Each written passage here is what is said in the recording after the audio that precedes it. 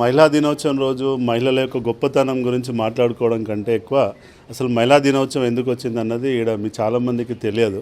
ఎన్నో పోరాటాల మీద నిలబడ్డటువంటి మహిళా దినోత్సవం గురించి ఫస్ట్ మీరు తెలుసుకోవాల్సింది ఏంటంటే ఇండస్ట్రియలైజేషన్ భాగంగా అంటే 17th సెంచరీ 18th సెంచరీలో ఇండస్ట్రియలైజేషన్లో భాగంగా ఫస్ట్ మహిళలు ఎక్కడ పనిచేశారనేది అంటే టెక్స్టైల్ ఇండస్ట్రీలలో ఎక్కువ వర్క్ చేసేవాళ్ళు. ఫస్ట్ ఇండస్ట్రియలైజేషన్ వచ్చినప్పుడు స్టీల్ ప్రాసెసింగ్ టెక్స్టైల్ క్లాత్ ప్రాసెసింగ్లో వచ్చినప్పుడు టెక్స్టైల్ దాంట్లో ఎక్కువగా మహిళలు వచ్చి పనిచేసేవాళ్ళు. అక్కడ పురుషులకి మహిళల మధ్యలో వ్యత్యాసం చూపించడం, డిస్క్రిమినేషన్ చూపించడం. అంటే పర్ డే పురుషులకి 20 రూపాయలు 10 రూపాయలు ఇస్తే మహిళలకి 2 రూపాయలు 5 రూపాయలు ఇచ్చేటువంటి రోజులలో అక్కడ ఉన్నటువంటి కొంతమంది మహిళలు అంటే 1907 ఇయర్లో అక్కడ ఉన్నటువంటి కొంతమంది మహిళలు ఏంటంటే మాకు కూడా హక్కులు కావాలని చెప్పి దానికోసం పోరాటం చేయడం జరుగుతుంది. ఆ పోరాటంలో భాగంగా అప్పుడు అక్కడ ఉన్నటువంటి ఇండస్ట్రీ పెద్దలు మహిళలకి కూడా సమానమైనటువంటి హక్కులు ఉండాలి, పురుషులకు ఎంతైతే ఇస్తున్నామో మహిళలకు కూడా అలానే ఇవ్వాలి, వాళ్ళని డిస్క్రిమినేషన్ చేసి చూపించొద్దు అనేటువంటి ఉద్దేశంతో అప్పుడున్నటువంటి మహిళలు సోషలిస్టు పార్టీ అంటే అమెరికాలో ఒక సోషలిస్టు పార్టీ అనేటువంటి పార్టీ మహిళా చట్టాల కోసం పోరాటం చేస్తున్నటువంటి క్రమంలో వాళ్ళకి హక్కులు రావాలని పోరాటం చేసినప్పుడు వాళ్ళకి ఆ ఇండస్ట్రియలైజేషన్లో భాగంగా వాళ్ళకి సమాన హక్కులు కల్పేయడం జరుగుతుంది.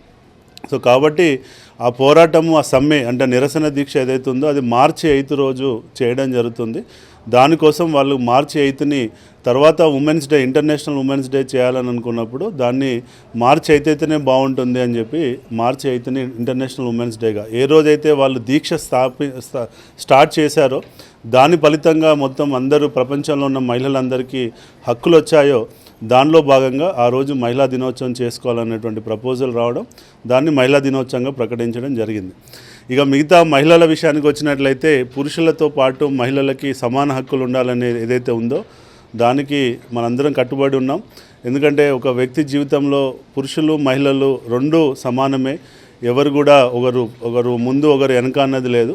ఒకప్పుడు ఆ మేల్ డామినేషన్ సొసైటీ ఉన్నప్పటికీ ఈ రోజుల్లో మనం చూస్తే చాలా కంపెనీలకి ఈరోజు సీఈఓలుగా పనిచేస్తున్న వాళ్ళైనా కానీ చాలా కంపెనీలను ముందుకు తీసుకెళ్తున్న వాళ్ళు ఎవరైనా కానీ ఈరోజు మహిళలే ముందుంటున్నారు.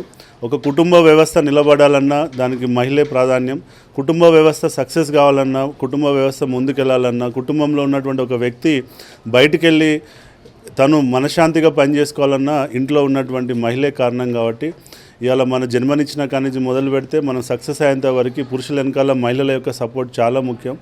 ఇప్పటివరకు ప్రపంచంలో సక్సెస్ఫుల్ ఎంటర్‌ప్రెన్యూర్స్ ఎవరున్నా వాళ్ళ వెనకాల ఎవరున్నారన్నది చూస్తే మహిళా సపోర్ట్ లేకుండా, వాళ్ళ కుటుంబ సభ్యుల సపోర్ట్ లేకుండా ఎవరు సక్సెస్ కాలేదు.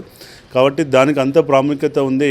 కానీ అది ఒక్కరోజు మనం ఏదో మహిళా దినోత్సవం రోజు మహిళలను రెస్పెక్ట్ ఇవ్వడం కానీ, మహిళలను మంచిగా చూసుకోవడం కానీ, కేకులు కట్ చేయడం కంటే ప్రతిరోజు మన జీవన విధానంలో మహిళల పట్ల ఒకే రకమైనటువంటి భావం ఉండాలి, అదే ఒక రకమైన రెస్పెక్ట్ ఉండాలి.